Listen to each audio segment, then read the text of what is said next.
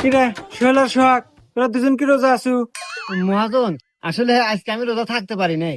ও আচ্ছা। এ সোহাগ, তুই কি রোজা আছু? হ্যাঁ মালিক, আমি রোজা আছি।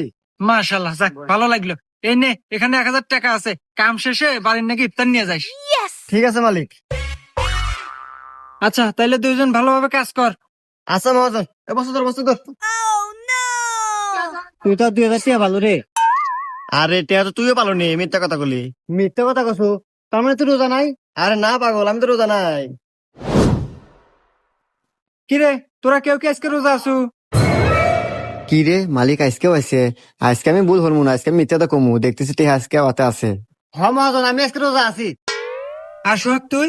না মহাজন, হ্যাঁ সাথে চেতন পাই নাই। ও আচ্ছা, তাইলে তুই এক কাজ কর, বাসায় যা, বাসায় যা দেখ তোর ভাবি বিরিয়ানি রান্না করছে, যা খাওয়া দাওয়া করে আয়গা। আচ্ছা মহাজন, আমি আরই যাইতেছি, তোর তোর তোর।